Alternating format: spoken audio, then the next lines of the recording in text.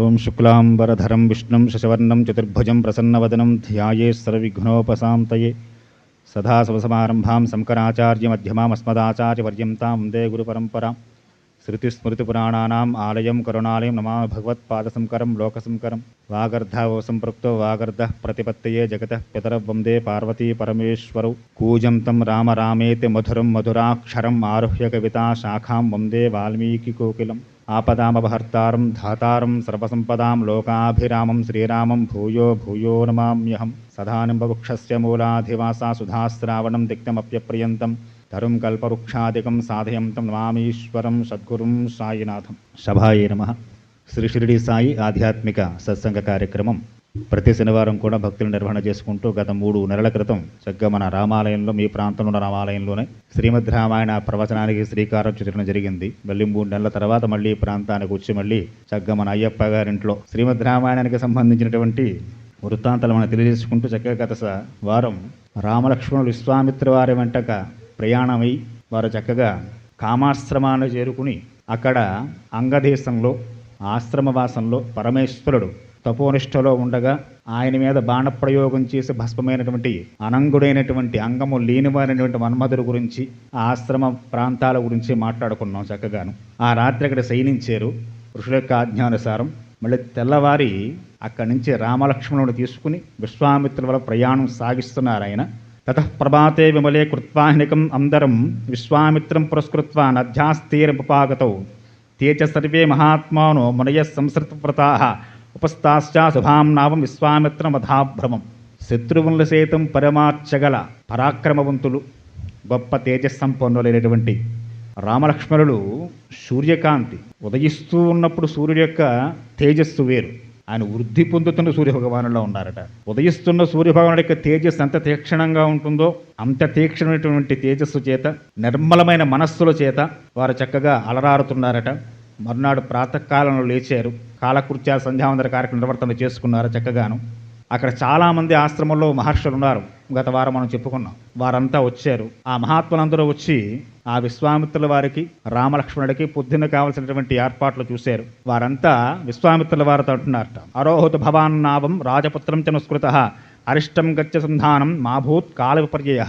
అజ మహర్షి, ఈ రాజపుత్రులతో కలిసి మీరు చక్కగా రాజపుత్ర పురస్కృత వీరితో కలిసి మాభూత్ కాల విపర్యయ, కాల అతిక్రమణం కాకుండా, విశ్వామిత్రుల వారు లోక సంరక్షణార్థం లోక కళ్యాణం కోసం ఒక మహాయజ్ఞం తలపెట్టారు. దాని నిమిత్తం కోసం, రక్షణ కోసం వీరు తీసుకువెళుతున్నారు.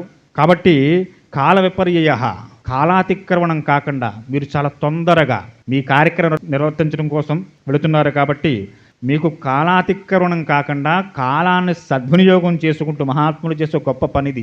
ఒక సత్కార్యక్రమం చేయాలంటే 1 నిమిషం కూడా ఆలస్యం చేయకూడదు. దాని పట్ల చాలా అప్రమత్తంగా ఉండాలి. ప్రతి నిమిషము కూడా చాలా విలువైందే. కాబట్టి తన దగ్గరున్న ప్రతి నిమిషాన్ని కూడా సత్పురుషులు అంత చక్కగా వినియోగించుకుంటుంటారు. వారు అన్నారట, వీరు కాలాతిక్రమణం కాకుండా వెళ్ళడం కోసం మహానుభావ చక్కగా వారు గంగా నదీ తీరానికి చేరుకున్నారు. ఈ నదిని దాటడానికి ఒక నావను ఏర్పాటు చేస్తాం మీకోసం. కాబట్టి మీరు ఈ నది దాటం కోసం ఏమి విశేష ప్రయత్నాలు చేయక్కర్లేదు, అది సిద్ధంగా ఉంచాం. విశ్వామిత్ర సదేతుక్త తాన్ ఋషేణ పూజ్యచ తతార సహితస్థాభ్యాం సరితం సాగర సంగమాం. మీరు చక్కగా గంగానదిని దాటి అవతలికి వెళ్ళండి ఈ రాజపుత్రులతో కలిసి అని చెప్పి ఆ మునిపుంగ వాళ్ళందరూ వచ్చి చక్కగా ఆ నది ఒడ్డుకు తీసుకువెళ్ళి ఒక చక్కటి నావను కూర్చి రామలక్ష్మణ సహితంగా విశ్వామిత్రుల మన నావలో ఎక్కించారట. అక్కడి చక్కగా తతస్తుర్వాచవై శబ్దం అతి సంభ్రమం వర్ధితం మధ్యమాగమ్యతో యశ్చ సహా రామ కనీయస. బయలుదేరారు. ముగ్గురు కూడా నావలో కూర్చున్నారు. రామలక్ష్మణుడు విశ్వామిత్ర సహితమై ఆ గంగా నదిని దాటుతున్నారట. గంగా నది మధ్యకి నావ వెళ్ళింది. వెళ్ళగానే తతశుశ్రావై శబ్దం, శుశ్రావై అంటే చక్కటి ఏదో జలపాతం ఉబికి పడుతున్నటువంటి ఒక మంచి శబ్దం వినపడుతుంది రామచంద్రమూర్తికి. ఎలా ఉందయ్యా అదంటే అతి సంభ్రమవర్ధితం, చాలా సంభ్రమంగా ఉందిట ఆ ధ్వని. సుశబ్దం అన్నారు అంటే మంచి శబ్దం. అనేక రకాల శబ్దాలు ఉంటాయి లోకంలో, కొన్ని భయానక శబ్దాలు ఉంటాయి. భాద్రత మాసంలో చూస్తాం డీజే సౌండ్స్, పనికిమాల సౌండ్లు చచ్చిపోవడానికి. రామచంద్రపురంలో ఆ సౌండ్లు పెడితే షాపుల అద్దాలు కూడా పగిలిపోయి గోళ్ళ బీట్ల పారిపోయాయి. అంటే దరిద్ర కొట్టి శబ్దాలు వేసుకుని దేవుని తీసుకెళ్తాం. మీకు కోపం వస్తే రావచ్చు కాక మనం చేసేవన్నీ పొరపాట్లే. అలాంటి వాటికి మీ పిల్లల్ని పంపకండి. గణపతి నవరాత్రి ఉత్సవాలు నిమజ్జనాలకి డీజేలతో డ్యాన్స్ లేని పంపించకండి. శబ్దం ఏం చేయాలయ్యా అంటే నీ ఆయుష్ని పెంచాలి. అలాంటి శబ్దాలు విని ప్రాణాలు కోల్పోయిన వారు కూడా ఉన్నారు ఈ రోజుల్లో. నిమజ్జనోత్సవాలు పూర్తవగానే మొన్న టీవీ ఛానల్స్లో పేపర్లో మనకి వెంటనే ప్రత్యక్షమైపోతూ ఉంటాయి. ఈవేళ ఈ శబ్దాలు విని ఇంతమంది మరణించారు, వీడు చచ్చాడు, వాడు పడ్డాడు, ఇక్కడ గోళ్ళ బేట్ల వారాయి అని చెప్పాను. అందుకే శబ్దానికి ధ్వనికి చాలా తేడా ఉంటుంది. ఆ శబ్దం అన్నది సుశబ్దం అన్నారు, శ్రావ్యమైన శబ్దం. శ్రావ్యం అన్న మాట దేని ఉపయోగిస్తారంటే చాలా చక్కనైనటువంటి శబ్దానికి శ్రావ్యంగా ఉందంటూ ఉంటారు. మీరు చూడండి, కొన్ని చోట్ల కొన్ని విచిత్రమైనటువంటి కార్యక్రమం, గొప్ప కార్యక్రమాలు చేస్తూ ఉంటారు. ఏదో 100 మంది డోలు సన్నాయి వారితో డోలు సన్నాయి వాయించారు అనుకోండి, 100 మంది ఒకసారి డోలు వాయిస్తే సన్నాయి వస్తూ ఉంటే వినడానికి చాలా గొప్పగా శబ్దం వస్తూ ఉంటుంది, వినడానికి ఇంపుగా ఉంటుంది. లోపల అదురే ఉండదు, భయమే ఉండదు మనకి. ఎందుకని ఆ వాయిద్యం అలాంటిది, దానికి పేరే మంగళ వాయిద్యములు అని పేరు. వారు భయానికి ఏం కొట్టరు, అది విన్నప్పుడు మనకు ఆ సంతోషం కూడా కలుగుతూ ఉంటుంది. దానికి శ్రావ్యము అని పేరు. 100 మంది వాయించారు కదా అని చెప్పి అపశబ్దాలు, అక్కర్లేని పదజాలాలు వాడే ప్రయత్నం వారు చేయరు. అంటే అంత ధర్మానికి కట్టుబడి వారు వాయిద్యాలు వాయిస్తూ ఉంటారు. కాబట్టి సుశబ్దం అతి సంభ్రంభవర్ధితం, చాలా సంభ్రమంగా ఉంది ఆ శబ్దం వినడానికి. మధ్యగామ్యుతో యస్య సహరామ కనీయస, రామచంద్రమూర్తి వారు చూపిస్తున్నారు, అంటే శిష్యుడు ఏ విధంగా ఉండాలో చూపిస్తున్నారు. ఆయన అయోధ్యానగరం దాటేంత వరకు విశ్వామిత్రుల వారు రామచంద్రుడి వైపు చూడలేదు. రామచంద్రమూర్తి వారు ఏ ప్రశ్నలు వేయలేదు. అంటే అయోధ్యానగరం అంతా ఆయన 14-15 ఏళ్ల వయస్సులో ఆయన తిరిగి ఉన్నాడు. అయోధ్యానగరానికి సంబంధించిన విశేషాలు స్వామికి తెలుసున్నాయి. ఇప్పుడు దాటి బయటకు వచ్చిన తర్వాత గత వారం మనం చెప్పుకున్నటువంటి అంగదేశం గురించి అడిగారు. అడగాలంటే ఏదో సంశయం వచ్చింది శిష్యుడికి, ఆ వచ్చిన సంశయాన్ని కాలానుగుణంగా అడిగి తెలుసుకునే ప్రయత్నం కూడా చేయాలి. మరి గురువుగారు యజ్ఞం చేస్తున్నట్టు కిలికేసి అడిగకూడదు. మళ్ళీ అక్కడ ఆయనకి తెలుసు ఎప్పుడు అడగాలి. సావకాశంగా ఉన్నారు గురువుగారు, చక్కగా నడుచుకుంటూ వెళుతున్నారు. ఎన్నో ప్రదేశాల గురించి ఎన్నో వృత్తాంతాలు చెబుతున్నారు. ఆయన చెప్పే అంత ఉత్సాహం ఆయనలో ఉన్నప్పుడు, ఆయన అంత చక్కగా వివరిస్తున్నప్పుడు శిష్యుడైనటువంటి వాడు తనకు కలిగిన సంశయాన్ని చాలా శ్రద్ధతో, భక్తితో, వినయంతో ఆయన్ని అడిగి తెలుసుకోవడం కూడా అంతే ధర్మం. అది అడక్కపోతే దోషం. కాబట్టి రామచంద్రమూర్తి వారు గత వారం ఆ కామాస్త్రం అంగదేశం గురించి అడిగారు. ఈ నది దాటే సందర్భంలో నావ నది మధ్యకు వెళ్ళగానే రామచంద్రమూర్తి శబ్దం వినపడింది. అది జలపాతం ఉవిగిపడుతున్న శబ్దం. వినడానికి బాగుంది, చక్కగాను సంరంభంలా అనిపిస్తున్న శబ్దం. వెంటనే రామచంద్రమూర్తి అడుగుతున్నారట, అధరామ సరిన్మధ్యే పప్రచ్చం మునిపుంగవం వారుణోబిధ్యమానస్య క్రమయం తిములోధ్వని. మహర్షి, గురువుగారు, ఏమిటా శబ్దం? ఎక్కడి నుంచో నీరు ఉబిగిపడుతున్నట్టుగా శబ్దం వినిపిస్తోంది. ఆ శబ్దం ఎక్కడి నుంచి వస్తోంది, ఏమిటి దాని కథ అని చెప్పి అడిగారట. రాఘవస్య వచస్తృత్వ కౌతూహలం సమన్విత కథయామానస ధర్మాత్మ తస్స శబ్దస్య నిశ్చయం కుతూహల సమన్విత. ఆ కుతూహలం బాగా మెచ్చుకున్నారు విశ్వామిత్రులు. ఎందుకని అంటే ఆయనకి తెలుసుకోవాలో కోరిక ఎక్కువగా ఉంది. మనకి ఏదైనా తెలుసుకోవాలని ఉంటాయి కదా, ఏమైనా ఇంకో ప్రశ్న వేస్తాం గురువుగారిని, ఏమంటే అది అలా చేసిన ఇలా చేయొచ్చా, ఇది ఇలా మనం ఈ పని ఇలా సాగించచ్చా, ఇక్కడ ఇది ఉండడానికి కారణం ఏమిటి, అసలు మనకి ఇది చేసే ఉద్దేశం లేదనుకోండి, ప్రశ్నలు ఏముండవు, హాయిగా ఇంటికి వెళ్ళి పడుకుంటాం. ఎందుకంటే వాడు చెప్పింది మనకి ఎక్కదు, ఇక్కడ మనం పాటించం. అలాంటప్పుడు వెంటనే ఎందుకు ఇంకా ఆ శ్రద్ధ శిష్యుడు ఎందు ఉండాలి. శిష్యుడు ఏ విధంగా ఉండాలో భగవానుడు చూపిస్తున్నాడు. విశ్వామిత్రుల వారు వెంట నడుస్తూ తనకు తెలియని విషయాలన్నీ కూడా ఆయనకి తెలియవా, సమస్తం తెలుసు మహాత్ముడికి.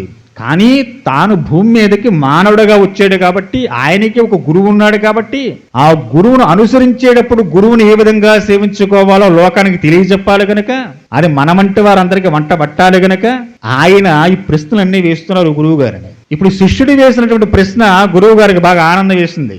ఎప్పుడు గురువుగారికి ఆనందం కలుగుతున్నాయి అంటే, ఇంకో 4 విషయాలు చెప్పండి బాబు, మాకు తెలియ విషయాలు అని ఎప్పుడైతే శిష్యులు ప్రశ్నిస్తుంటారో, మన గీతలో భగవాడు సరే సచరిత్రలో బాబావారు తద్విద్య ప్రణిపాతైన పరిప్రశ్నేన సేవయా అని మొదలెడతారు. నీకు తెలియని విషయాన్ని గురువుకు శుశ్రూష చేసి ఆయన్ని పరిప్రశ్న వేసి, అంటే ఆయనకి తెలుసా తెలియదా అని ప్రశ్న వేయడం కాదు. అసలు మా గురువు ఏమైనా వచ్చారా, అది నాకు తెలుసు కాబట్టి ఈ విషయాన్ని అడిగేదని చెప్తాడు. నేను అనుకున్న ఆన్సర్ ఇస్తాడు, ఇంకో ఆన్సర్ ఇస్తాడో చూద్దామని ప్రశ్న వేయడం కాదు. నువ్వు పూర్తిగా అజ్ఞానివై, నీకు తెలుసున్నా తెలియని వాడిగే కూర్చుని ఆయన ఏది చెబితే శిరసావహించి వచ్చేవాడు వాడు శిష్యుడు. అందుకు పరిప్రశ్న అన్నారు అక్కడ. ఆయనకు శుశ్రూష చేయాలి. సేవ చేశారు. గత వారం కాళ్ళు వచ్చారు విశ్వామిత్రుల వారికి శ్రీరామచంద్రమూర్తి వారు. ఆ సేవ చేస్తూ ఆయన అనుసరిస్తూ ఆ ప్రశ్న, చక్కటి ప్రశ్న, ప్రసన్నవదనంతో రాముని వేసిన ప్రశ్నకి చాలా ఆనందం వేసింది. రాఘవస్య వచస్తృత్వ, రాఘవుడు మాట్లాడిన వచనం, ఆ మాట కౌతూహలం సమన్విత. ఎంత ఉత్సాహంగా ఉందో రాముడికి, ఏదో తెలుసుకోవాలని. గురువు గారికి ఆనందం వేసిందిట. ఈ పిల్లవాడు ఎంత ఉత్సాహంగా ఉన్నాడో, స్కూల్లో టీచర్ గారి ముందు కూర్చున్న పిల్లాడు కూడా ఇది ఈ సబ్జెక్ట్ అయిపోగానే, ఈ సమ్మ అయిపోగానే ఇంకో సమ్మ ఎలా చేయాలని చెప్పి అడిగితే ఉపాధ్యాయుడికి ఆనందం కలిగినట్లుగా ఒక ప్రదేశం మారగానే అక్కడ విచిత్రమైన సంఘటన కనపడగానే వినపడగానే ఏమిటండి గురువు గారిది అని అడుగుతున్నప్పుడు అడిగే ప్రశ్నలో విశ్వామిత్రుడు వారు గురువుగా ఆనందం ఇస్తుందట. కథయామాస ధర్మాత్మ తస్స శబ్దస్య నిశ్చయం.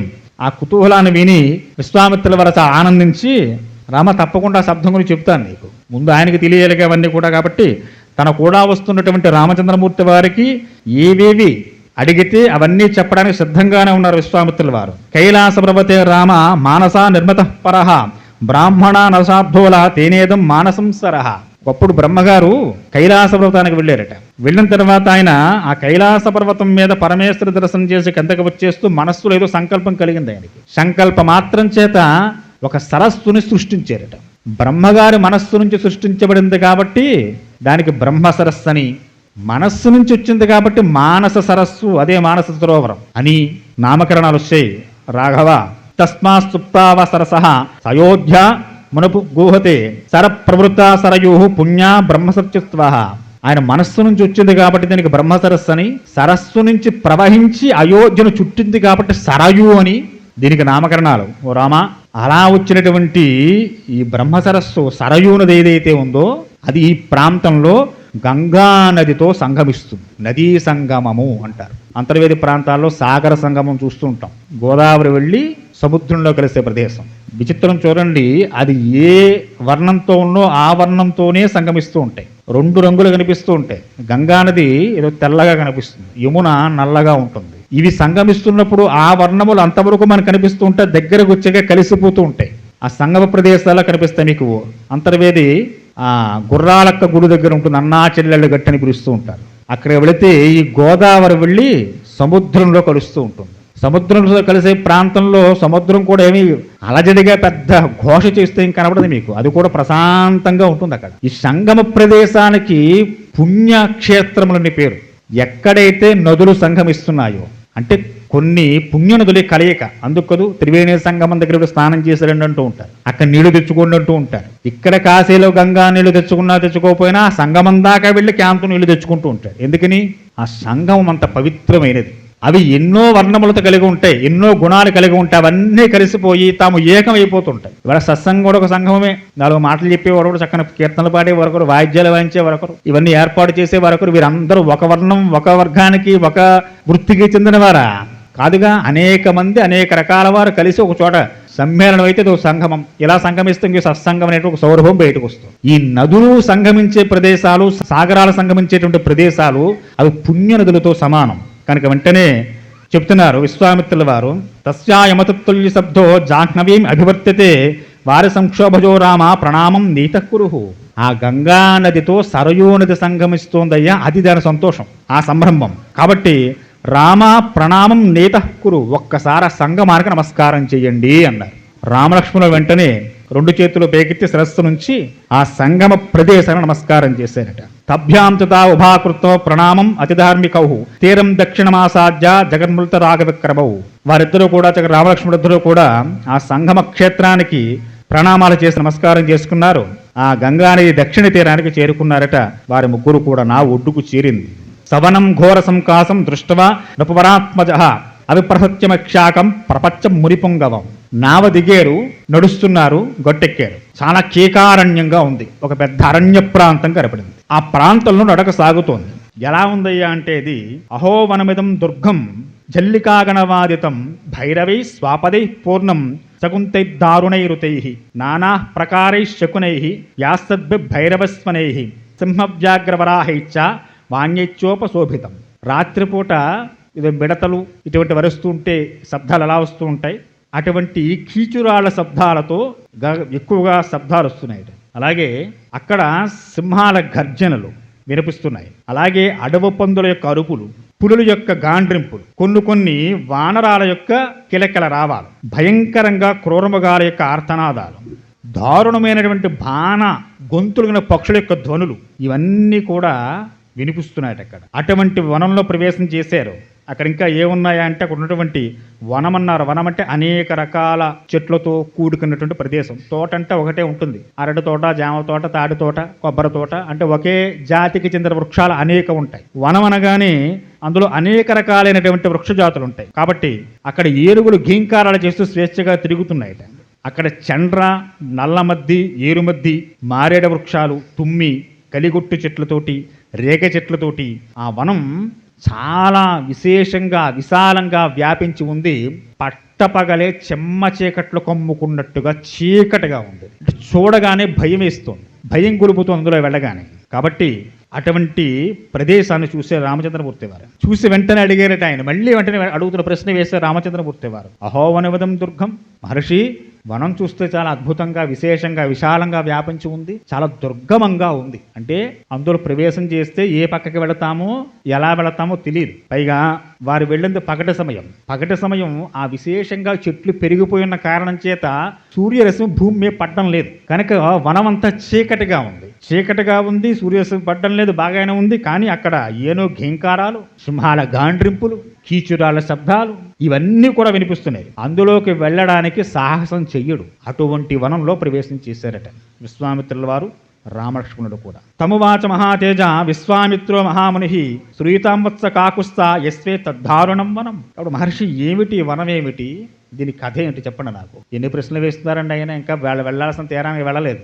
ఎన్ని అడుగుతున్నాడు రామచంద్రమూర్తి వారు. ఇలా అడిగి ఎందుకు తెలుసుకోవడం, ఆయనకి తెలియక కాదు, మనకి తెలియజేయడం కోసం. ఆ చరిత్ర అంతా గురువు గారికి తెలుసు. మనకి తెలియని విషయాలు గురువుని అడిగి తెలుసుకోవడంలో గురువును అనుసరిస్తున్న శిష్యులైనటువంటి వాడు ఎంత ఉత్సాహంగా ఉండాలో, ఎలా అడిగి గురువు నుంచి తాను తెలుసుకోదగ్గ విషయాన్ని తెలుసుకోవాలో అవన్నీ శ్రీరామచంద్రమూర్తి వారు విశ్వామిత్రుల వారి వెంట వెళుతూ తనకు తారసపడినటువంటి ప్రతి ప్రదేశం యొక్క, ప్రతి ఆశ్రమం యొక్క విశేషాలు అడిగి తెలుసుకుంటూ ముందుకు సాగుతున్నారు. మరి గురువు గారు కూడా చక్కగా సావధానంగా ఉన్నాడు. ఆయన కూడా సమాధానం చెప్పచ్చి, ఇందాకనే చెప్పారు, అప్పుడు ఆ స్తమాట అడుగుతూ ఏంటి, ఇంటి నడు ముందు అక్కడ చెప్తాను నీకు అని విశ్వామిత్రులు కసురుకున్నారు అనుకోండి. ఇంక గురువు గారు ఎందుకు అవుతాడు ఆయన. కనుక గురువు కూడా ఉత్సాహాన్ని చూసి ఆయన ఇంకా ఆనందపరితే, ఇంకా ఆనందపడిపోయి రాముడు అడగడము విశ్వామిత్రుల వారు చెప్పకపోవడం. ఆయన మాట్లాడితే అందంగా ఉంటుంది రామచంద్రమూర్తి వారు, ఆయన మాట వినాలని కోరిక విశ్వామిత్రుల వారికి. విశ్వామిత్రులు ముందు చెప్పేచ్చుగా వెళ్ళగానే, ఇంకో మన ఫలానా వనానికి వెళ్తున్నారా ముందు అబ్బాయి, అక్కడ ఇలా జరిగిందని ముందు విషయం చెప్పేచ్చుగా, ఎందుకు చెప్పడం లేదు ఆయన. ఒకసారి అడిగాడు, రెండోసారి ఇంకో ప్రదర్శన మళ్ళీ అడుగుతాడుగా. ఎందుకంటే అయోధ్య వరకే తెలుసు రాముడికి అంతవరకు. అయోధ్య దాటి వచ్చేసినప్పుడు అక్కడ ఉన్న కామాస్త్రం గురించి అడిగారు, చెప్పారు. ఈ గంగా సంగమం దగ్గర అడిగారు, చెప్పారు. ఇప్పుడు వనంలో ప్రవేశిస్తున్నాం, రెండు అద్భుతమైన విషయాలు. ఆ ఆశ్రమం చాలా ప్రశాంతంగా ఉంది, బాగుంది, దాని గురించి అడిగినప్పుడు చెప్పాను. ఈ సరయూ గంగా నది సంగమం దగ్గరకు వచ్చాడు, సంరంభం గురించి మంచి శ్రావ్యమైన శబ్దం వినిపిస్తుంది, దాని గురించి చెప్పేది భయానకంగా ఉంది, దాని గురించి ముందు చెప్పేలుగా ఆయనకి. ఒరే వెదరికి చాలా భయంకరమైన వనం వస్తుందిరా నాయన, నువ్వేం భయపడబోకోయ్ అని ముందు ధైర్యం చేసి ఆ వృత్తాంతం ముందు చెప్పేలుగా. చెప్పలేదు ఆయన. అక్కడికి చేరిన తర్వాత రామచంద్రమూర్తి వారు ప్రశ్నించాలి, అప్పుడే గురువు గారు సమాధానం చెప్పాలి. గురు శిష్యుడి మధ్య ఉండే ధర్మం అది. కాబట్టి అటువంటి వనాన్ని చూసి పట్టపగలే భయానకంగా చెమ్మ చీకట్లు కొమ్ముకొని క్రూర మృగాల యొక్క అరుపుల చేత, కీచురాళ్ల గోల చేత అనేక రకాల మృగాలు తిరుగుతున్నట్టు ఆ వనాన్ని చూసి, అరణ్యాన్ని చూసి శ్రీరామచంద్రమూర్తి వారి ఈ వనం ఏమిటి, ఇంత భయాన్ని ఎందుకు కలిగిస్తోంది, ఇది భయానికి కారణం ఏమిటి. ఒక ప్రదేశంలో మనం వెళుతున్నామంటే కాస్త ప్రశాంతంగా అనిపించాలి, కాదు మనకు భయం పట్టుకుంటుందంటే ఆ భయానికి ఏదో కారణం ఉండి తీరాలిగా. అక్కడ విశ్వామిత్రుల వెంట వస్తున్నటువంటి రామలక్ష్మణులకే భయం వేసిందంటే ఇక మామూలు వాడి సంగతి ఏమిటి. కనుక మాకే భయాన్ని కల్పిస్తుంది రాజపుత్రులం. యుద్ధం అంటే ముందుంటాం, దేనికి వెనుకంజ వేయం. అవతలవాడు శత్రువైనా వాడమన్న చంపేస్తానని తెలిసినా కూడా ధనుస్సు పట్టును ఎదురుకుండా నిలబడే ఇక్ష్వాకంశంలో పుట్టినటువంటి రాముడికే ఇంత భయాన్ని కురిపిస్తోందంటే సామాన్యుడి పరిస్థితి ఏమిటి. కాబట్టి మహర్షి చెప్పండి, ఈ భయానికి కారణం ఏమిటి వెంటనే చెబుతున్నారట. విశ్వామిత్రుల వారు చూశారు చక్కగా. ఏతో జనపదాస్మేతో పూర్వమాస్తం నరోత్తమ మలదాచ్చ కురూషాచ్చ దేవనిర్మాణ నిర్మితవు. రామచంద్ర, ఇది ఒకప్పుడు విశేషమైన జనపదం, అంటే ఎక్కువగా జనం ఇక్కడ ఉంటూ ఉండేవారు. ఇవి రెండు ప్రసిద్ధమైనటువంటి పేర్లతో పిలువబడుతూ ఉండేది. ఒకటి మలద, రెండు కరూష అనే రెండు గ్రామాలు ఇక్కడ ఉండేవి, ఒకప్పుడు ఉండేవి. ఇవి ఏదో అక్కడికి 10 మంది నివాసం చేయడం కోసం వచ్చి ఇళ్ళు కట్టుకుని వ్యాపారాలు చేసుకున్నటువంటి స్థలం కాదు. ఇది మనుషులు నిర్మించినటువంటి గ్రామాలు కాదు, దేవ నిర్మాణ నిర్మితవు. దేవతలు నిర్మించిన నగరాలు ఇవి. మరి అంత దేవతలు నిర్మించిన నగరానికి భయం ఎలా పట్టుకుంది? కనుక పురావృత్తదే రామ మలేనా సమప్లుతం క్షుదాచేవ సహస్రాక్షం బ్రహ్మహత్యా సమావిశత్. ఇది ఎవరు నిర్మించారయ్యా అంటే దేవేంద్రుడి చేత ఒక వరాన్ని పొంది ఒకప్పుడు చాలా విశేషమైన జనసాంద్రత కలిగినటువంటి 2 గ్రామాలు ఇవి. ఈ గ్రామాలకు దేవేంద్రుడు వరం ఇచ్చాడయ్యా. వెంటనే అడిగారు శ్రీరామచంద్రమూర్తి వారు, ఆ వరం ఎందుకు ఇచ్చాడు, దేనివల్ల వరం ఇచ్చారు ఇంద్రుడు? వెంటనే ప్రశ్న రావాలకి ఏదో చెప్పి వదిలిపెట్టేస్తే ఓహో అలాగండి గురువు బాగుందని చెప్పి వినేసి వెళ్ళిపోయే రకమేం కాదే. మనలాంటి శిష్యుడు కాదు రాముడు. విశ్వామిత్రుల వారికి శ్రేష్టమైన శిష్యుడు ఆయన. అడగవలసిన విషయాన్ని అడగలసిన విధంగా అడిగి ఆ సమయానికి తెలుసుకుని శుశ్రూష చేయవేసిన గొప్ప శిష్యుడు. కాబట్టి దేవేంద్రుడు అంత వరం ఇచ్చినటువంటి ఈ ప్రాంతానికి ఈ భయం దేనివల్ల వచ్చింది? దేవీ భాగవతంలో విషయాలు మనకి ఇందులో తగ్గించారు కానీ కొద్దిగా, అయితే మనకి తెలియడం కోసం చెప్పుకుందాం. పురా వృత్రవధే రామ, వృత్రాసుర సంహారం జరిగిందయ్యా ఒకప్పుడు. ప్రజాపతి అంటే బ్రహ్మస్థానానికి చెందినటువంటి వ్యక్తులు, అందులో త్వష్ట ప్రజాపతి అని చెప్పి ఒక మహానుభావుడు, ఒక ఆయన అంటే బ్రహ్మ తర్వాత మళ్ళీ బ్రహ్మ పదవికి ఆయన అధిరోహిస్తారు. వారిని ప్రజాపతి అని పిలుస్తూ ఉంటారు. అటువంటి త్వష్ట ప్రజాపతి ఒకప్పుడు ఒక విశేషమైన యజ్ఞాన్ని చేశాడు. ఆయన కోరిక ఏమిటయ్యా అంటే ఆయన వివాహం చేసుకోలేదు, కానీ తన తర్వాత తన యొక్క పేరు నిలబెట్టగలిగి ఆ వంశాన్ని కొనసాగించేటువంటి ఒక గొప్ప పుత్రుడు కావాలని చెప్పి యజ్ఞం చేశాడు. ప్రారంభంలో చాలాసార్లు చెప్పుకున్నామా, దేవతలకు కలిగేటువంటి ఋషులకు కలిగే సంతానం కేవలంగా సంగమం ద్వారా కలిగే సంతానం కాదు. స్పర్శ రూప సంఘర్షణ అనేక రకాలు ఉన్నాయి. వారు సంకల్ప మాత్రం చేత సృష్టి చెయ్యగలరు. మహాభారతంలో ద్రౌపదీదేవి వచ్చింది కూడా అలాగే, యజ్ఞగుండంలోంచి వచ్చింది కాబట్టి యాజ్ఞసేని అన్నారు ద్రౌపదీదేవిని. యజ్ఞగుండంలో ఆవిర్భావం చెందింది ఆవిడ. కనుక త్వష్ట ప్రజాపతి యజ్ఞం చేశాడు.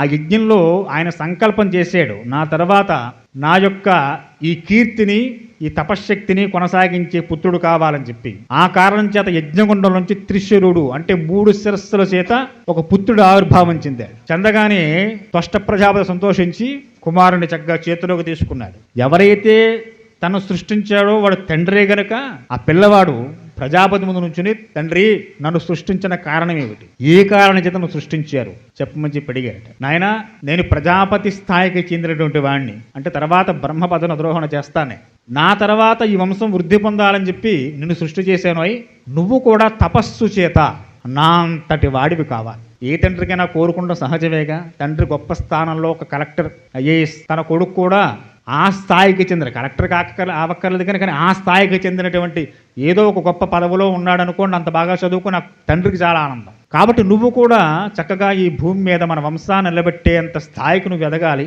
దానికి ఏది నాంది అంటే తపస్సు చేయమని చెప్పారు. త్రిశూరుడు అసలు లెక్కలేదండి. ఈ రోజు ఏదో మనకి ఏదో బాగోలేదని చెప్పి ఏమండి ఏదో మంగళవారాలు చేయండి సోమవారం చేయండి అంటే ఎన్ని వారాలు చేయ ముందు ప్రశ్న. ఎందుకని అంటే మనకు బద్ధకం చేయడానికి. ఇప్పుడు కొన్నాళ్ళు చేస్తూ పోతే వచ్చే నష్టం ఏంటి? నువ్వు బాగోవడం నీకు ఇష్టమా కాదా? నువ్వు బాగుండంటే చెయ్యి, తప్పే ఉంది. డాక్టర్ గారి దగ్గరికి వెళ్ళి ఆరోగ్యం బాగోలేదని చెప్పి ఆయన చెప్తాడు, పాపం అయ్యా ఈవేళ కొంచెం కాస్త భోజనం మానేండి మజ్జిగ పోసేదండి, రేపు పొద్దున కూరలేసి తినేసి వెంటనే అడుగుతాం. అవును కదా? అడుగుతారా లేదా?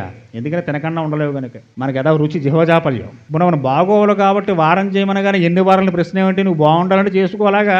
త్రిశూరుడు అడిగాడు, అడగలేదా? ప్రజాపతి గారు సృష్టించారు, త్వష్ట ప్రజాపతి త్రిశూరుడిని ఆదేశించారు తపస్సు చెయ్యి. ఎన్నాళ్ళు లెక్కేమీ లేదు. నువ్వు సిద్ధి పొద్దేంతవరకు చేయడమే, నువ్వు ప్రజాపతి స్థాయికి వచ్చేంత వరకు చేయడమే. ఎప్పటికి వస్తుంది అది ఏమో తెలియదు. నీ సంకల్పం బలం, నీ యందు ఎంత శ్రద్ధ ఉంటే ఎంత నిష్ఠ ఉంటే అంత తొందరగా అది సిద్ధిస్తుంది. మనకి మెయిన్ లోపం మనకి శ్రద్ధ లేదు, నిష్ఠ లేదు. పనులు అయిపోవాలంటే ఎలా అవుతాయి? ఇంకో పద్ధతి నేర్చారు, బద్ధకస్తులను తయారు చేస్తున్న లోకంలో. శుక్రవారం అంటే రాహుకాలంలో గుళ్ళో దీపమటువంటి పరిపాలనలేడు. రాహుకాలం ఎప్పుడు అంటే 10:30కి, అంటే 8 దాకా నువ్వు మంచం దిగక్కర్లేదు. ఇంకా చాలా చిరాకు తెప్పించే పనులు అనమాట. ఇలాంటి బద్ధకస్తులను తయారు చేస్తున్నారు లోకంలో. టీవీ ఛానల్స్ యూట్యూబ్ ఛానల్స్ తయారైపోయి, ఒరే రేపు మళ్ళీ గ్రహణం వస్తుంది భాద్రపద మాసంలో, రాత్రి 10ంటికి పడుతుంది, పట్టు స్నానం చేయరా? బాబా గురుగారు కుదరదండి, 10ంటికి పట్టు స్నానం నా తలకాయ, నిద్రలో ఉంటాను శుభ్రంగా నేను. మరి 10:30కి పొద్దున్న దీపం పెట్టమంటే గుడికి పరిగెడుతున్నావు రాహుకాలంలో, ఎందుకు పరిగెడుతున్నావు అలాగా? అంటే నీకు బద్ధకం బాగా అలవాటు. 8ంటికి 9ంటికి లేవడం అలవాటు. 10:30కి దీపం పెట్టాలి కాబట్టి 9ంటికి లేచి వెళ్తాను నాలంటాడు. మిమ్మల్ని కాదు ఉండే నన్ను అనుకుంటున్నాను, మళ్ళీ మీరు అనుకున్న ఆమె కోతకుంటున్నారు కనుక ఇలాంటి బద్ధకస్తులు తయారవుతున్నారు లోకంలో. ఇవి బాగుపడేటువంటి లక్షణాలు కాదు. రాహుకాలం యమగంటకాలం రోజు ఉన్నాయి. రోజు అప్పుడు దీపం పెట్టమనా? శాస్త్రం ఏం చెప్పింది? తెల్లవారైతే ఇంట్లో దీపం పెట్టమని చెప్పారు. నీకు రాహుకాలంలో యమగంటాల్లోనూ గుళికాకాలం దీపాలు పెట్టాలని చెప్పి అప్పుడు పెడితే ఏదో వస్తుంది, ఏమీ రాదు. ఎంతమంది రాహుకాలంలో దీపం పెట్టి ఎంతమంది బాగుపడాలో చెప్పండి నాకు సభాముఖంగా, అప్పుడు నేను సంతోషిస్తాను. వాటి వల్ల ఏమి వరగదు. అది రాక్షస పూజ. సూర్యోదయం అయిన తర్వాత స్నానం చేస్తేనే రాక్షసుడు స్నానం చేసినట్టు లెక్క. మనుష్య స్నానం సూర్యోదయానికి ముందే. బ్రహ్మముహూర్తంలో స్నానం చేస్తే దేవతా స్నానం అన్నారు. సూర్యోదయ వేళ స్నానం చేస్తే మనుష్య స్నానం అన్నారు. ఇంకా సూర్యోదయం తర్వాత స్నానం చేసినా కూడా చేయకపోయినా ఒకటే. బాగుంది గురుగారు, చేయడం మానేస్తాను, రాక్షసుడితో సమానం రా అబ్బాయి. నీ మనస్సున్నది ఎప్పుడు మంచి ఆలోచనలు రావు. ఎంతసేపు ఎవరిని అలా చెడగొట్టేద్దామా, ఎవడాసలు అలా ఇవే ఆలోచనలు వస్తూ ఉంటాయి. దాని గురించి ఏమైనా మార్గం చెప్పండి గురువు గారు. ఏ తాయెత్తు కట్టుకుంటే ఏ టైంలో దీపం పెడితే అవతల వాడు ఆస్తి నాకు వచ్చేస్తుందో చెప్పండి అని చెప్పి మళ్ళీ సిద్ధాంతుల చుట్టూ పరిగెడుతూ ఉంటారు. ఇది మనకు కావాల్సింది. కాబట్టి సూర్యోదయం అయిన తర్వాత 8ంటికి 9ంటికి 10ంటికి చేసే దీపారాధనలో ఏ ఉపయోగమూ లేదు. మీకు బాధ కలిగితే మన్నించదురు గాక. కాబట్టి తిసరుడికి ఆదేశం వేసాడు త్వష్ట ప్రజాపతి గారు, వెళ్ళి చక్కగా తపస్సు చేయి, సిద్ధి బుద్ధేంత వరకు చెయ్యి అని చెప్పాను. తిసరుడు తపస్సు ప్రారంభం చేశాడు. కొన్ని వేల సంవత్సరాలు అయిపోయింది, ఆయన తపస్సు ఆపడం లేదు. దేవేంద్రుడి భయం వేసిందట. ఈ త్రిశరుడు పుట్టినప్పటి తపస్సులో కూర్చున్నాడే, ఇంత అమోఘమైన తపస్సు చేయడం ద్వారా మొట్టమొదటి ప్రాప్తించేది ఏంటంటే కొంత ఆశ, ఇంద్రపద వస్తుందట ముందర. బ్రహ్మత్వానికన్నా ముందు దేవేంద్ర పదలో కూర్చోబెడతారట. వీడు నా కుర్చీకి అసలు పెట్టేలా ఉన్నాడు వీడు అని చెప్పి దేవేంద్రుడికి కాస్త ఆగ్రహం కలిగి ఆ తపస్సు భగ్నం చేయడం కోసం ఆయన కొంతమంది పరిచారణలు పంపించారు. వారు ఎన్నో ప్రయోగాలు చేశారు, కానీ త్రిశరుడిని మాత్రం చెలించలేకపోయారు. వారంతా వచ్చి దేవేంద్రుడిని ఒప్పుకున్నారట. మహానుభావ, ఆయన తపస్సు ముందు మా కుప్పి గంతులు పని చెయ్యవు. ఆయన ప్రాపంచికాన్ని దాటి ఆవల ఉన్నాడు, మీరు ఇంకా ప్రపంచంలో ఉన్నారు. ప్రాపంచిక ఆవతలకు వెళ్ళిపోయినటువంటి వాడికి ప్రాపంచిక విషయాలతో సంబంధములు ఉండవు. ఇందులో వచ్చే సుఖదుఖాలు లాభ నష్టాలతో వాడికి ఏమాత్రం ప్రమేయము లేదు. దానివల్ల సంతోషము లేదు, దుఃఖము లేదు. వారికి ప్రాపంచిక విషయాలు సంతోషం ఉన్నవాడైతే ఏదో చెల్లిస్తాడేమో, వాడికి ప్రాపంచిక విషయంలో సంతోషమే లేదు, వాడికి ఆసక్తి లేదు, ఇంకా వాడి సంతోషం దుఃఖమే ఒకటి. ఇంకా వాడికి మా వల్ల కాదన్నారు. దేవేంద్రుడు బయలుదేరేట. తపస్సులో ఉన్నటువంటి త్రిశరుణ్ణి వజ్రాయుధం పెట్టి కొట్టి 3 శిరస్సులు కింద పడ్డాయి, బోర్లా పడిపోయాయి. తెగలేదు శిరస్సులు, శరీరం నుంచి విశేషమైన రక్తస్రావం అయింది ఆ శిరస్సుల నుంచి. భయపడి వచ్చి దేవేంద్ర లోకంలో కూర్చున్నాడు. చూశాడు, పడ్డాడు, ప్రాణం పోయిందో తెలియదు, రక్తస్రావం మాత్రం అయింది, కానీ శిరస్సులు ఇంకా ముండాన్ని కతుక్కునే ఉన్నాయి. వాడి దగ్గర ఇంకోడు ఉన్నాడు, కర్కోడు అని చెప్పి వాడిని పిలిచి వెళ్ళి ఆ 3 శిరస్సులు ఆ ముండ నుంచి వేరు చేసామన్నట్టు. వాడు అన్నాడు, నువ్వు చేసింది అఘోరం రా నాయన, మంచి పని కాదు ఇది. చెయ్యకుండా పని చేసావు, తపస్సులో కూర్చున్న వాడు నీకే అపకారం చేయకుండా వెళ్ళి వాడిని చంపొచ్చావు నువ్వు. పై ఇంకా బ్రతుకున్నాడేమో అనుమానం నీకు, నన్ను వెళ్ళి శిరస్సులు వేరు చేశారమంటున్నావు, ఇదో మహా అపకారం, ఇది నేను చేయనన్నాడు ఆయన. ఇంద్రుడు అన్నాడు, ఏదో ఆశ చూపిస్తున్నాడు వాడికి, నీకు యజ్ఞంలో భాగమిస్తానండి. యజ్ఞంలో భాగం అంటే మామూలు పిఎం పేషీలో ఉద్యోగం లాంటిది. పిఎం గారు వచ్చే గృహానికి వాచ్మెన్గా ఉన్నావు చాలుగా, బోల్డ్ డబ్బు, బోల్డ్ భోగం. అంత గొప్ప స్థాయి యజ్ఞంలో భాగం అంటే. ఎక్కడిస్తాడు యజ్ఞంలో భాగం? దేవతలకే ఉంది అందులో అర్హత. దేవేంద్రుడు అన్నాడు ఏమని, యజ్ఞగుండంలో వేసేటువంటి ద్రవ్యములు ఉంటాయి చూసారా, అవి కొన్ని పైన పడుతుంటాయి. ఆ పైన పడేటువంటి లాజలు అంటే పేలాలు, ఉరి పేలాలు, లాజలు చాలా మంగళప్రదమైనటువంటి ద్రవ్యం అది. ఆ బయట యజ్ఞకుండం బయటపడిన లాజలన్నీ నీకు ఇస్తాను యజ్ఞంలో అన్నాడు. పరమానంద భరిత రేపాడు, తప్పకుండా వెళ్ళి చేసి వస్తానన్నాడు. అందుకే హోమాలు చేసినట్టు బయటపడిన ద్రవ్యాన్ని తీసుకుని అందులో వేయకూడదు, అందులో పడింది అంతే దేవతలకు వెళ్ళేది. మిగిలిన వాటికి చాలా భాగాలు ఉన్నాయి. బ్రహ్మగారు పేడపరకు కూడా భాగాన్ని ఇచ్చారు. ఆ పడేటువంటి ఆజ్యం నేతి విషయాలు నువ్వు తిందిగానని చెప్పాను ఒకనొక సందర్భంలో, వేరే ఘట్టంలో వస్తాయి మనకి. కాబట్టి ఆ భాగం నీకు వస్తుందన్నాడు. యజ్ఞగుండంలో యజ్ఞం చేసినప్పుడు యజ్ఞంలో భాగం అంటే మాటలు కాదు, ఎవరికీ దక్కలేదు, రాకిస్తా అన్నాడు. కాబట్టి తప్పకుండా పనిచేస్తానని చెప్పని వీడు వెళ్ళి ఆ మొండ నుంచి శిరస్సులు వేరు చేసేట. త్వష్ట ప్రజాపతి గారికి తెలుస్తుంది, ఇంత నీచమైన స్థితికి ఇంద్రుడు దిగజారుతాడని చెప్పి అనుకోలేదు. లోకంలో ఎవడు అనుకుని ఉన్నాడు అలా. అంత పని లోకంలో ఎవ్వడూ చేయని పని చేశాడు. నిజంగా ఈ ఇంద్రుడిని దింపేటువంటి వాడిని నేను మళ్ళీ ఇంకొకరిని సృష్టిస్తా అనుకున్నాడు ఆయన. మళ్ళీ యజ్ఞం చేశాడు. యజ్ఞం చేస్తే అందులోంచి మళ్ళీ ఒక భీకరమైన శరీరంతో ఒక ఆకారం బయటకు వచ్చింది. అగ్నిగుండంలోంచి సంకల్పమాత్రం చేత మంత్రోచ్చారణ చేస్తుండగా వషట్కారాలు పలుకుతుండగా బయటకు వచ్చిన వాడు కాబట్టి వృత్రాసురుడు అన్నారు. ఆ పెద్ద కాయం బయటకు వచ్చింది. తండ్రి చెప్పండి ఏం చేయమంటారు నన్ను? నువ్వు కూడా తపస్సే చేయన్నాడు. తపస్సుతో సాధించలేనిది ఏమీ లేదు, అన్నీ సాధించవచ్చు. సమస్త దేవతల్ని గుప్పిట్లో పెట్టుకోవచ్చు. నీకన్నా ముందు నీ అన్నగానో కూడా ఇంద్రుడు దేవేంద్రుడు సంహరించాడు. నువ్వు తపస్సు చేసి దేవేంద్ర పదవి పొందాలి, వాడిని కిందకి దించి, అది నీ పని అన్నాడు. చాలా ఆగ్రహం కలిగింది త్వష్ట ప్రజాపతికి. సరే, ఈ వృత్రాసురుడు తపస్సు చేయడం ప్రారంభం చేశాడు. ఆయన విశేషమైన తపస్సు చేశాడు. బ్రహ్మంతటి వాడు ప్రత్యక్షం అయిపోయాడు. ఏం కావాలరా నాయన, నీకు ఎంత తపస్సు చేస్తున్నా, ఇన్ని వేల సంవత్సరాలు అయిపోయింది అంటే, మా నాన్నగారు చేయమన్నారు, తపస్సు ద్వారా సాధించలేనంటూ ఏదీ లేదు లోకంలోనూ, కాబట్టి ఇంత తపస్సు చేస్తాను నేను, ఏం కావాలో కోరుకోమన్నారు. నాకు ఏ అస్త్రము చేత శస్త్రము చేత లోకంలో లోహంతో చేసినవి, చెక్కతో చేసినవి, అలాగే పశుపక్షాదులు, క్రిమికీటకాదులు, తడిచినవి, ఎండినవి, ఈ వీటితోటి నాకు మరణం సంభవించకుండా వరం ఇమ్మని చెప్పి కోరి తథాస్తన్నారు బ్రహ్మగారు. వరాన్ని పొందాడు. తండ్రి గారి దగ్గర వచ్చి చెప్పాడు. బ్రహ్మంత్రి వాడు ప్రత్యక్షం వరాలు ఇచ్చారు తండ్రి నాకు. సభాషణ మంచి పని చేశావు. సరే నాన్నగారు వెళుతున్నాను దేవేంద్రుడిని ఓడించడం కోసం యుద్ధంలో అని చెప్పి ఇంద్రలోకం మీద దండయాత్ర చేశాడు. దేవేంద్రుడిని బయటికి గెంటించేశాడు. దేవేంద్రుడు పరాజితుడైపోయాడు. చావడుగా వాడు. ఏ శస్త్రాలు ఇనుము చెక్క వీటితో చేసిన వాటి వల్ల కానీ క్రిమికీటకాల వల్ల కానీ దేవతల వల్ల కానీ మరణం లేదు వాడికి. కాబట్టి గెలిచేననుకున్నాడు. దేవేంద్రుడు కిందకి పడిపోయాడు. ఇంద్ర అగ్ని యమ నిరుతి అందరు దేవతలు ఓడిపోయారు. ఎవరి వల్ల ఏమీ కాలేదు. వీరంతా తమ తమ యొక్క స్థానాలకు చెవిటి పారిపోయారట దేవేంద్రుల లోపల నుంచి. చెట్టుకోకోళ్ళు పుట్టుకోళ్ళు కూర్చున్నారు. సరే వీళ్ళంతా వెళ్ళి బృహస్పతి గురువు గారు అప్పుడు గుర్తొస్తారు. చేయాల్సిన అపకారాన్ని చేసేసి వ్యధపనులని చేసిన తర్వాత గురువు గారి దగ్గరికి వెళ్ళి పాపం ఎలా కడిగేసుకొని చెప్పి అడుగుతూ ఉంటాం ప్రశ్నలు. మనం చేసే ప్రశ్నలు ఇవన్నీ. కాబట్టి వెళ్ళి అడిగారు. గురువుగారు ఏమిటి మా బ్రతుకులు ఆగిపోయాయి, ఏం చేయమంటారు నాయన? వాడు చేసిన నీచమైన పని చేశాడు దేవేంద్రుడు. చెయ్యకుండా పని చేసాడు రా వాడు. దాని ఫలితం అనుభవిస్తున్నాడు ఇప్పుడు అన్నారు. మరి గురువుగారు దేవేంద్రుడు మరి పదవిలో లేకపోతే దేవతల పరిస్థితి ఏమిటి? ఏదైనా మార్గం చెప్పండి. మార్గం ఏముందయ్యా? వృత్రాసుడితో స్నేహం చేయమని చెప్పు, వాడితో సఖ్యతగా ఉండమని చెప్పు, వాడినైనా చక్కగా చూసుకోమని చెప్పు, వాడు మనస్సు కరిగి ఆ పదవి ఇచ్చేస్తాడు అప్పుడు అన్నారు. సరే గురువుగారు మాట తర్వాత మనం సంగతి చూద్దాం, ముందు కాసేపు పాటించి ఆ సమయంలో ఆయనకి గురువుగారి మాట ఊహను ఊకొడితే చాలా తర్వాత మన హెలప్పలు మనం చేసుకోవచ్చు. దేవేంద్రుడు గొప్ప ప్లాన్ వేసి వృత్రాసుడితో సమాసం మొదలుపెట్టి స్నేహం చేసుకున్నట్టే. చేసుకుంటే చాలా కాలం పాటు వృత్రాసురుడు కూడా దేవేంద్రుడితో సన్నిహితంగా ఉన్నాడు. ఆ దేవేంద్రుడితో స్నేహం బాగా నచ్చింది. వృత్రాసురుడు తండ్రి గారు ప్రజాపతి దగ్గరికి వచ్చి త్వష్ట ప్రజాపతి దగ్గరికి వచ్చి అన్నట్ట, నాన్నగారు దేవేంద్రుడు మనస్సు మారిపోయింది. ఇదివరకు దేవేంద్రుడు కాదు ఆయన, ఇప్పుడు చాలా సాత్వికుడు, శుద్ధ సాత్వికుడు అయిపోయాడు, చాలా మంచివాడని చెప్పాడు. ప్రజాపతి అన్నారు, నాయన నువ్వు అలా అనుకున్నావు కనుక కపట నాటకం ఆడుతున్నాడు రా వాడు, నీకు తెలియదు. అబ్బాయి లేదు, నేను లేదు నాన్నగారు, రోజు నా దగ్గరకు వస్తూ ఉంటాడు. చక్కటి సముద్ర తీరంలో మేము వద్దు హాయిగా కబుర్లు చెప్పుకుంటూ ఉంటున్నాం. ఇలా చాలా రోజులు గడిచి రోజు వృత్రాసుడి దగ్గరికి వస్తూ ఉంటాడు. ఆయనతో కబుర్లు చెబుతూ ఉంటాడు. మన ఇద్దరం స్నేహితులం అంటాడు. నువ్వు లేకపోతే నేను లేనంటాడు. ఎన్నో విధాలుగా నమ్మించాడు. ఒక సాయం సంధ్య వేళ వృత్రాసురుడు దేవేంద్రుడు సాగర తీరం నడుస్తున్నారు. సాగరం విశేషమైన ఘోష చేస్తూ ఉప్పొంగ తరంగాలు ఒడ్డు కొట్టుకొస్తుంది. వస్తున్నప్పుడు ఏమొస్తుంది? నురుగు వస్తుంది ఎక్కువగా సముద్రంలో కదా.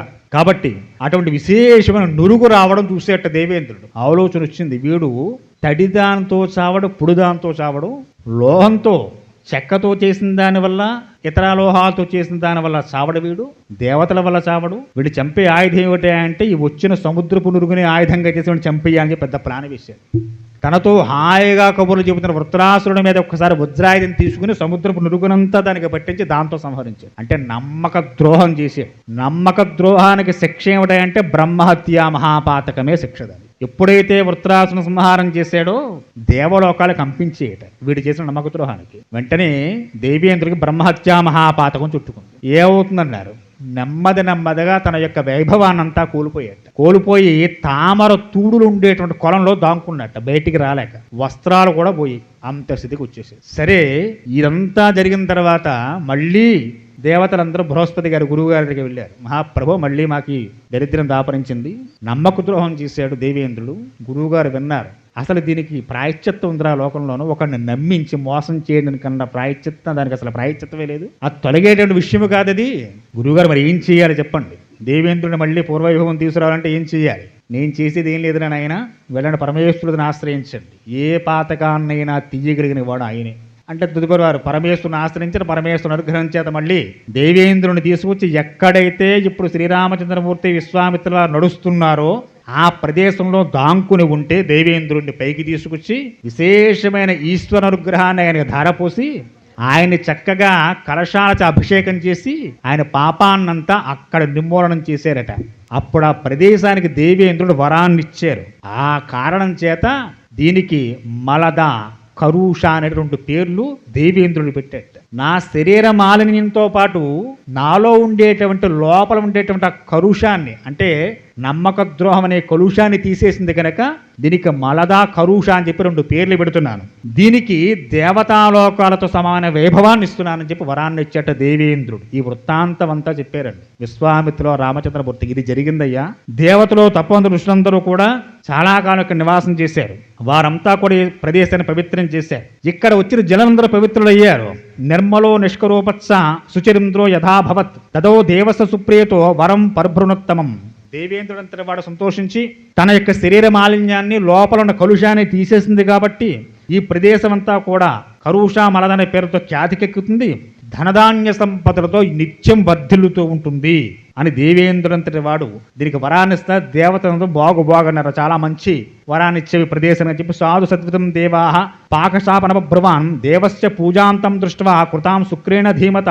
ఇక్కడ ఎవరైతే నివసిస్తూ ఉంటారో, ఎవరైతే దేవతార్చన చేస్తుంటారో, తపస్సు చేస్తుంటారో వారందరికీ సత్వర ఫలితాన్ని ప్రదేశాలు ఇస్తాయి అని వరాన్ని ఇచ్చినప్పుడు రామ ఆ కాలంలో ఇక్కడ విశేషమైనటువంటి జనాలు ఉంటూ ఉండేవి. ఏతో జనపదాస్పేతో దీర్ఘకాల మరిందయ మలదాచ్చ కురూషాచ్చ ముదితో ధనధాన్యత. చాలా కాలం పాటు దీర్ఘకాలం అన్నారు. చాలా కాలం పాటు ఇక్కడ ఎంతో మంది జనాలు జీవించారు, వారు సంప్రీతులయ్యారు. కస్య చిత్తస్థిత కాలశ్చ యక్షేవై కామరూపిణి బలం నాగ సహస్రస్య ధారయంత్య దదాహ్యభూయత్. కొంతకాలం తర్వాత ఇక్కడికి ఒక యక్షిణి ప్రవేశించిందయ్యా, అది కామరూపిణి. దానికి 1000 ఏనుగుల బలం. తాటకా నామ భద్రంతే భార్యా సుందస్య ధీమత మారేచో రాక్షస పుత్రో యస్య సక్రపరాక్రమ. దాని పేరు తాటక. దానికి 1000 ఏనుగుల బలం. ఇది సుందుడు భార్య, దీని పుత్రుడే మారీచుడు, అది సంతానం.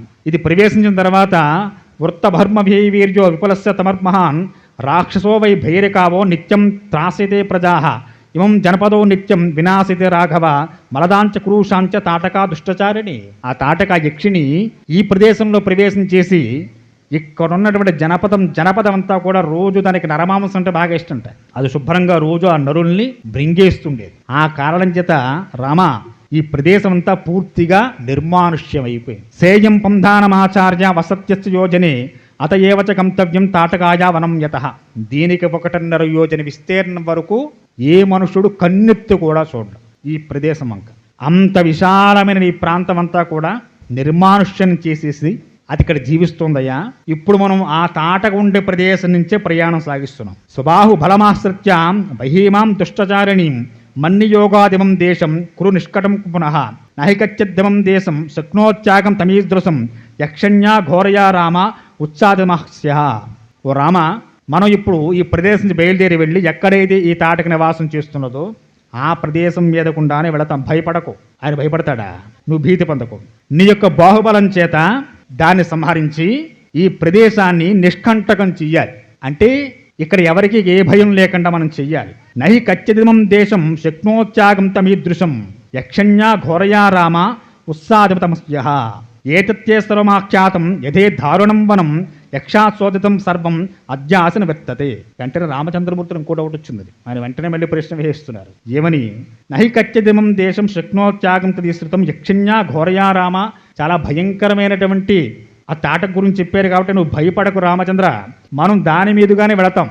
దాని సంహారం నీ బాహుబలంతో దాన్ని సంహరించి ఇక్కడి నుంచి వెళ్ళి ఈ రాజ్యాన్ని నిష్కంటకం చేస్తాం. అంటే ఇక్కడ ఎవరికి ఏ భయం లేకుండా చేస్తాం అనగానే రామచంద్రమూర్తి ప్రశ్న వేశారట. యక్షులు అంత బలవంతులు అని చెప్పి ఎప్పుడూ మేము విని ఉండలేదండి గురువు గారు. దానికి ఆ బలం ఎక్కడి నుంచి వచ్చింది? ఎవరన్నా వేస్తారంటే నిశ్చితంగా ప్రశ్నలు అసలు ఎవరన్నాను. తాటకని రాక్షసు ఉందంటే వెంటనే చంపేద్దాం అంటే చంపేద్దాం గురువుగారు, 4 బాంబులు అట్టంటే నరసట్టుకోండి చంపేద్దాం వెళ్ళిపోతారు తప్ప అసలు ఆ జాతికి అటంత శక్తి ఎక్కడి నుంచి వచ్చింది? ఇంత నిశ్చితంగా ఎవడు ప్రశ్నిస్తాడు? అసలు అంత విచిత్రమైన ప్రశ్న వేస్తారు రామచంద్రమూర్తి వారు. యక్షులు అంత బలవంతులు అని చెప్పి విని ఉండలేదు. ఈయన ఎప్పుడు విన్నాడు? అసలు ఆధ్యాత్మ రామాయణంలో చెబుతారు. యోగ వాసిష్టం అని చెప్పి చాలా మందికి పేరు వినే వింటారు కదా, అదో పెద్ద గ్రంథం. ఏమిటి యోగ వాసిష్టం? విశ్వామిత్రుల వారి వెంట రామచంద్రమూర్తి వెళ్ళక పూర్వం నిత్యం ఆయన చిన్నప్పటి నుంచి కూడా అనుకున్న గొప్ప అలవాటు ఏమిటయ్యా అంటే ప్రతిరోజు సాయం సంధ్య వేళ తన కులగురు వశిష్ఠుల వారి దగ్గర కూర్చుని సత్సంగం చేసేవారట మనలాగే. వశిష్ఠ మహర్షి ఎన్నో ధర్మాలు ధర్మ సూక్ష్మాలు చెప్పారట. ఆయన ఎన్నో విషయాలు చెబుతూ వచ్చాడు ఈ ప్రపంచం గురించి. ఇది అస్తిత్వమా స్థిత్వమా, ఇది అసత్యమా సత్యమా అని ఎన్నో శాస్త్ర చర్చలు చేశారు. చాలా శ్రద్ధగా కూర్చునేబెట్ట రామచంద్రమూర్తి వెళ్ళి ప్రతిరోజు గురువు గారు చెప్పే విషయాలు వినడం కోసం గబగబా టైం అయ్యేసరికి సత్సంగాన్ని ఎలా పరిగెట్టుకుంటూ వస్తాము. సాయం సంధ్యాసం అయ్యేసరికి రామలక్ష్మణ వ్రత శత్రువులు అందరూ వెళ్ళి ఆయన ముందు కూర్చుంటూ ఉండేవారు. కూర్చుంటే వశిష్ఠుల వారు చెప్పే విషయాలు ఎక్కువ విని విని రామచంద్రమూర్తి వైరాగ్యం వచ్చేసిందట. ఎప్పుడు? విశ్వామిత్రుల వారితో రాకముందే ఆయన పూర్తి వైరాగ్య భావంలోకి వెళ్ళిపోతున్నట్ట. ఆ సందర్భంలో వశిష్ఠుల వారు చెప్పిన ఎన్నో విషయాలు రామచంద్రమూర్తి యొక్క మేధస్సునందు ఉన్నాయి కనుక ఇన్ని ప్రశ్నలు వస్తున్నాయి. ఆ సందర్భంలో యక్షుల గురించి, దేవతల గురించి, గరుళ్ళ గురించి, గంధర్వుల గురించి ఎన్నో విషయాలు చెప్పి ఉన్నారు. ఆయనకి చెప్పి ఉన్నారు కనుక వారి బలాబలాలు ఏమిటో, శక్తి సామర్థ్యాలు ఏమిటో రాముడు విన్నాడు కనుక విశ్వామిత్రుల వారు తాటకానే యక్షిణి ఉంది, దానికి 1000 ఏనుగుల బలము అనగానే వెంటనే ప్రశ్న వచ్చింది. యక్షులంత బలవంతులు అని చెప్పి మేము వినలేదు అన్నాడు. ఎవరు చెప్పారు వినకపోవడానికి? గురువుగారు వశిష్ఠుల వారే చెప్పారు ఆయనకి. కాబట్టి మహర్షి గురువుగారు దానికంత బలం ఎక్కడి నుంచి వచ్చింది స్వామి అని చెప్పి ప్రశ్న వేసేట. విశ్వామిత్రుల వారు ఆ యక్షిణి నేడి తాటకి అంత బలం ఎక్కడి నుంచి వచ్చిందో చెప్పే ప్రయత్నం చేస్తున్నారట. చక్కగా ఆ యక్షిణి గురించి వచ్చే వారం తెలుసుకునే ప్రయత్నం చేద్దాం. స్వస్తి స్వస్తి ప్రియాభ్యాం పరిపాలయంతాం న్యాయేన మార్గేణ మహీమహీవిచాం. ఓ బ్రాహ్మణేభ్య సమస్తు నిత్యం లోకా సమస్తా సుఖినో భవంతు. స్వస్తి.